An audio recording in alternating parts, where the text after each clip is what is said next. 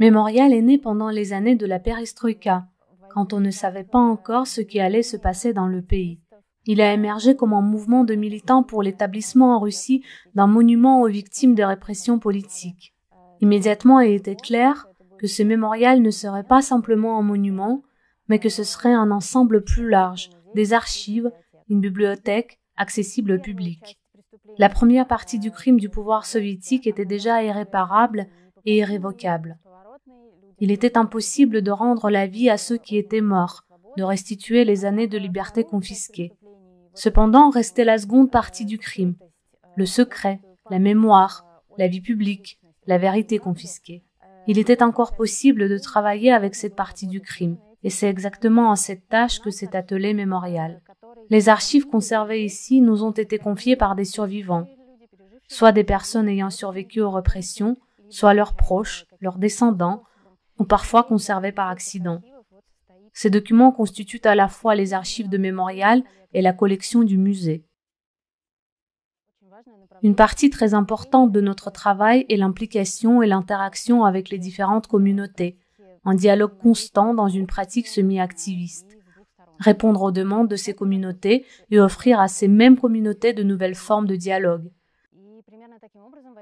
C'est de là que naît l'action Restitution des noms, qui a lieu depuis 2007, chaque année, et se développe de cette façon.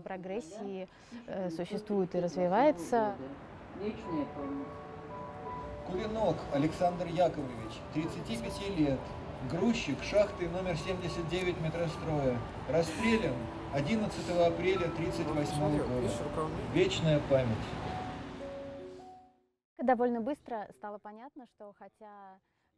Bien que l'ampleur des répressions actuelles ne puisse pas être comparée à celle des répressions des années 30 et des décennies suivantes, il est rapidement devenu évident que les crimes de l'État contre l'individu continuent. Et c'est précisément de la surveillance des violations des droits humains à l'époque contemporaine en Union soviétique, puis en Russie, qu'est née une deuxième organisation, le Centre des droits humains Mémorial, qui aujourd'hui est également soumis à une persécution sans précédent.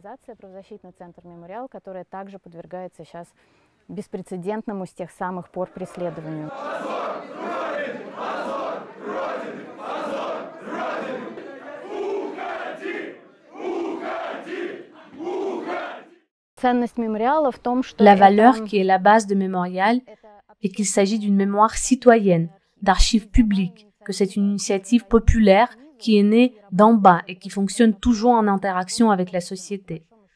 Dans l'ensemble, notre public n'est pas tant le Kremlin, l'administration présidentielle ou quelque chose du genre comme ça. Nous travaillons avec la société, quel que soit son état, et quel que soit le contexte dans lequel nous vivons.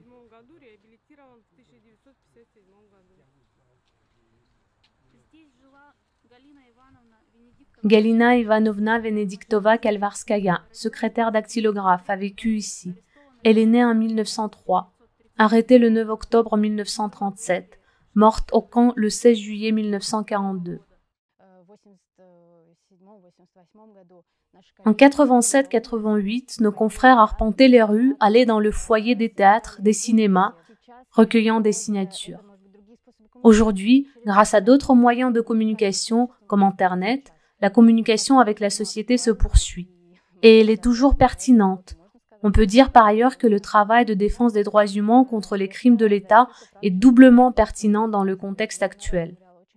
Mémorial International travaille à bien des égards avec des valeurs citoyennes, avec des représentations publiques.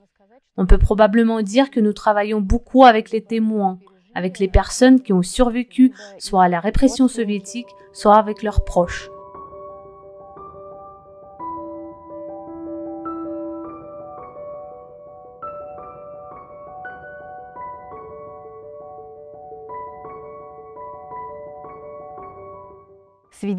Témoins au sens large.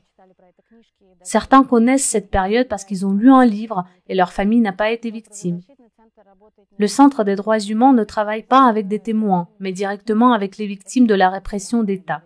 Il s'agit par exemple du programme Point chaud dans le Caucase du Nord, le programme lié aux prisonniers politiques, le programme Migration et droits, le programme Asie centrale. Depuis de nombreuses années, Mémorial International travaille à la constitution de la base de données base.memo.ru de répression politique. Le Centre des droits humains Mémorial constitue une base de données similaire, mais avec les victimes d'aujourd'hui. Depuis la perestroïka, on ne peut pas dire que Mémorial ait eu des relations absolument lisses avec les institutions officielles. L'État outrepasse toujours son autorité, mais jusqu'à très récemment, Mémorial ne faisait pas l'objet de persécutions particulières. En 2012 a été adoptée la loi sur les agents étrangers. Dès le début, il était clair contre qui elle était dirigée. Dans un premier temps, la loi était comme mise en sommeil. Puis, en 2014, le Centre des droits humains a été inscrit au registre des agents étrangers.